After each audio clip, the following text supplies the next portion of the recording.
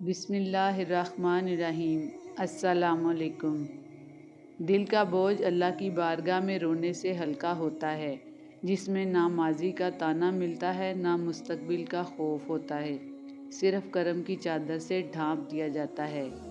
صرف قربانی کا جانور بے عیب ہونا ضروری نہیں، بلکہ جس مال سے خریدا جائے وہ مال بھی بے عیب ہونا ضروری ہے۔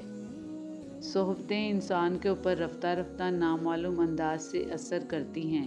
پاکیزہ ہوں تو انسان کی روح نکھرنا شروع ہو جاتی ہے، اور اگر یہی صحبتیں بری ہوں تو ایمان کو کھرچ کر دل کو سخت اور سیاہ کر دیتی ہیں۔ دنیا منتقل ہونے والی فانی چیز ہے، یہ اگر تمہارے ہاتھوں میں باقی رہ بھی گئی تو تم اس کے لیے باقی نہیں رہو گے۔ منزل میں رکاوٹیں لاکھ سہی، اگر اللہ نے لکھا ہے تو مل کر رہے گا انشاءاللہ۔ مستنصر حسین تارڑ لکھتے ہیں، اداسی کے بھی 100 چہرے ہیں، اور ان میں سب سے زیادہ اداس چہرہ ایک ایسی جدائی کا ہے جس میں کبھی دوبارہ ملاقات کا امکان نہ ہو۔ رشتے وہی خوبصورت اور قیمتی ہوتے ہیں جن میں احساس موجود ہو۔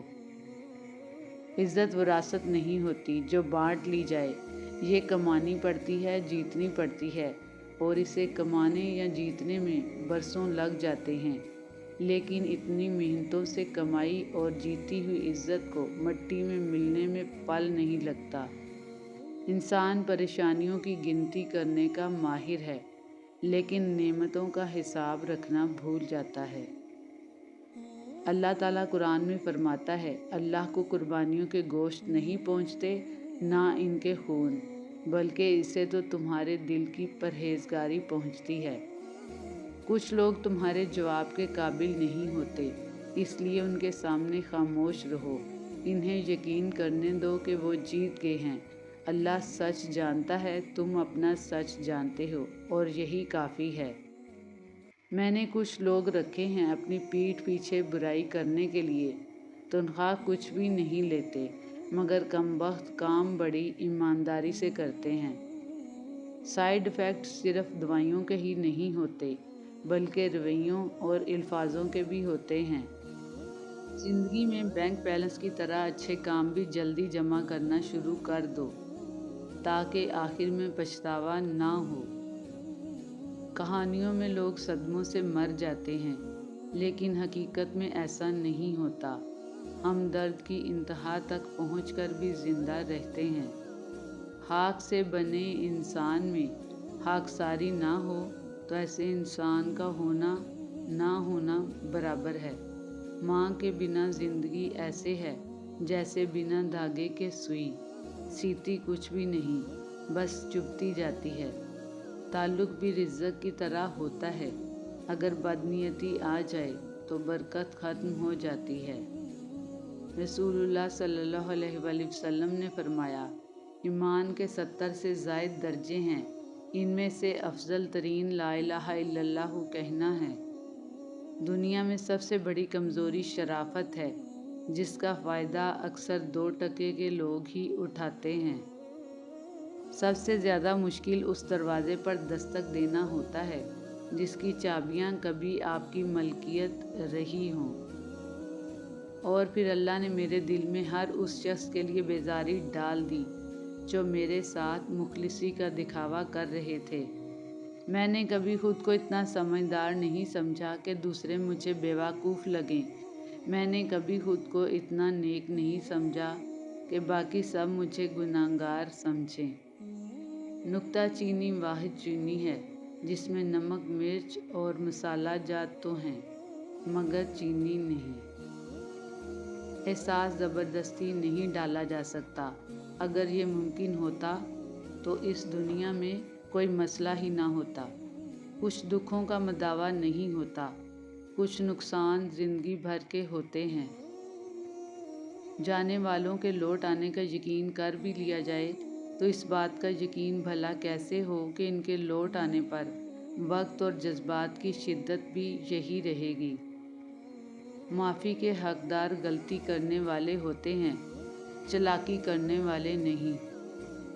نیکی صرف اور صرف رضائے الہی کے لیے ہونی چاہیے۔ اکثر لوگوں کو شکوہ کرتے سنا ہے کہ نیکی کا زمانہ ہی نہیں، ہر زمانہ نیکی کا ہی ہے۔ اگر کی جانے والی نیکی کے اجر کی امید صرف اللہ سے رکھی جائے، مگر ہم نیکیوں کے اجر کی امید لوگوں سے لگا لیتے ہیں اور پھر نا امیدی پر شکوے کرتے نظر آتے ہیں۔ یہ کس نے بوئی اداس نسلیں جو اپنے ڈھانچے چبا رہی ہیں، وبا سے بڑھ کر ہماری سوچیں ہمارے جسموں کو کھا رہی ہیں۔ آپ کبھی بھی کامیابی کی سیڑھی پر ہاتھ جیب میں ڈال کر نہیں چڑھ سکتے۔ کامیابی کی منزل پر پہنچنے کے لیے ہاتھ پاؤں مارنے پڑتے ہیں۔ زبان صرف الفاظ کہتی ہے، مگر لہجہ سچ بتاتا ہے۔ اچھے الفاظ اور مناسب لہجہ آپ کی شخصیت کی عکاسی کرتے ہیں۔ امید نہیں بلکہ اللہ پر یقین رکھو، آنے والا کل انشاءاللہ بہترین ہوگا۔ میں نے لوگوں کی بھیڑ میں لوگوں کو لوگوں کے لیے ترستے دیکھا ہے۔ ہم وہیں تک اچھے ہوتے ہیں جہاں تک دوسروں کے معیار کے مطابق ہوتے ہیں۔ زندگی کے بارے میں اتنا سنجیدہ ہونے کی ضرورت نہیں، کیونکہ کوئی بھی یہاں سے زندہ بچ کر نہیں گیا۔ زندگی بہت چھوٹی سی ہے اور کوشش کریں کہ کسی کا مان، اعتماد، اعتبار اور یقین نہ ٹوٹنے پائے۔ وقت تو گزر جاتا ہے، لیکن دی ہوئی تلخیوں کے نشان باقی رہ جاتے ہیں۔ اس زندگی میں سب کچھ تم خود ہی سیکھو گے، سوائے نفرت کے، کیونکہ نفرت تمہیں دوسرے لوگ سکھا دیں گے۔ بطور مسلمان ہم اللہ پاک کا شکر ادا کرتے ہیں جس نے ہمیں عید الاضحیٰ جیسا خوبصورت تہوار عطا کیا ہے، جس میں ہمیں جانوروں کی خدمت اور پیار کرنے کا موقع ملتا ہے، اللہ کے حکم اور انبیاء علیہ السلام کی سنت پر عمل کرتے ہوئے قربانی کی سعادت ملتی ہے اور غریبوں کو گوشت کھلانے کا بھی ثواب ہوتا ہے۔ بلا شبہ اللہ کا دین اسلام بے حد خوبصورت ہے۔ زندگی انہی کی حسین ہوتی ہے جو ہر حال میں اللہ کا شکر ادا کرتے ہیں۔ رویے ہاتھ نہیں اٹھاتے، گولی نہیں چلاتے، پھر بھی اکثر لوگوں کی جان لے لیتے ہیں۔ بہت زیادہ بولنے والے جب اچانک سے چپ کی چادر اوڑھ لیں تو پناہ مانگنا اس روگ سے جس نے بولنے والوں کو دیوار بنا دیا ہو۔ ایسے ہی کوئی چپ نہیں ہوتا۔ جب درد حد سے بڑھتا ہے تو بولنے کی سکت چھن جاتی ہے۔ منہ میں زبان ہونے کے باوجود انسان بے زبان ہو جاتا ہے۔ قیامت کی حسرتوں میں سے ایک بڑی حسرت یہ ہے کہ کوئی اپنی محنت سے کی گئی نیکیوں کو کسی اور کے میزان میں دیکھے۔ اس لیے زبان کی حفاظت ضروری ہے۔ اپنے ماں باپ کی لاڈلی بیٹیاں اکثر آزمائش کا شکار رہتی ہیں۔ اللہ رب العزت تمام بیٹیوں کے نصیب اچھے کرے، آمین یا رب العالمین۔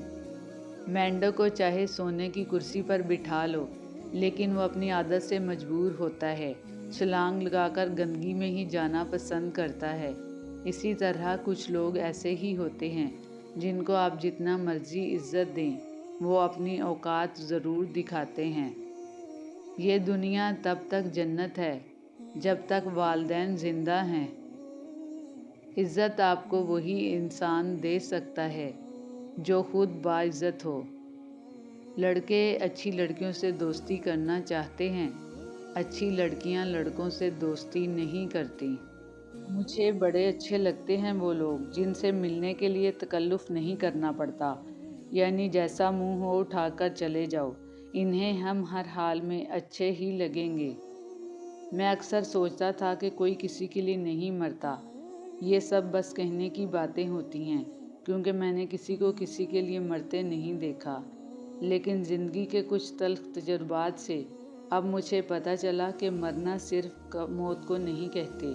انسان کو کسی کی وجہ سے سچ میں موت نہیں آ جاتی، لیکن انسان کا دل مر جاتا ہے، اس کی خوشیاں مر جاتی ہیں، خواہشات مر جاتی ہیں۔ موت کا ایک وقت مقرر ہے، مگر موت سے پہلے مر جانا واقعی بہت دردناک عمل ہے۔ تمہارے درد کے لیے قرآن ہے، تمہاری خواہشات کے لیے دعا ہے، تمہارے غم کے لیے نماز ہے۔ तुम्हारे गुनाहों के लिए इस्तग़फ़ार है। या रब्बुल आलमीन, जिन लोगों के शर से मेरी नेकियां ज़ाया होती हैं, जो लोग मेरा शर हैं, जिनकी वजह से मेरा नामा माल बर्बाद हो रहा है, उनकी सोच, उनका ज़िक्र भी मेरे दिलो दिमाग से निकाल दे। उनकी कोई भी चाल मुझे ना दिखा। ऐ अल्लाह, मैंने अपना मामला तेरे सुपुर्द कर दिया है, तू मुझे इन सब से बेनियाज कर दे। आमीन सुम आमीन। हमारे माशरे का सबसे बड़ा अलमिया ये भी है कि यहाँ सबको अपनी दुनिया और दूसरों की आखिरत की फ़िक्र है। सबको इस दुनिया से अपना नसीब मिलेगा, खुशी, गम, कामयाबी, नाकामी, परेशानी और जुदाई। जो कुछ अल्लाह ने आपके लिए लिखा है वो आपसे छूट नहीं सकता, लिहाजा तकदीर पर राज़ी रहें और अल्हम्दुलिल्लाह कहें। हर इंसान की ज़िंदगी एक जंग है जो नाजायज़ ख्वाहिशात और ज़मीर के दरमियान जारी है। जीत उसी की है जो ख्वाहिशात पर बाजी ले जाए, वरना गलत ख्वाहिशात की जीत इंसानियत की सबसे बड़ी हार है। दुनिया में उस हाथ की तरह ना बनो जो खूबसूरत फूल को तोड़ता है, बल्कि उस फूल की तरह बन जाओ जो तोड़ने वालों के हाथों में भी खुशबू छोड़ जाता है। हम ऐसे मुआशरे में रहते हैं जहाँ ड्रामा देखकर लोग रोते हैं और हकीकत देखकर कहते हैं सब ड्रामा है। बेटियां तो बाप का मान होती हैं, एक बाप की इज्जत उसकी बेटी होती है। बाप का सर तब तक ऊंचा रहता है जब तक उसकी बेटी पर्दे में रहे।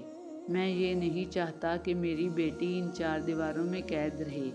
हाँ, मगर एक औरत की इज्जत उसके अपने हाथों में होती है। ज़िंदगी वाहिद पौधा है जिसका बीज ज़मीन के ऊपर और फल ज़मीन के नीचे मिलता है।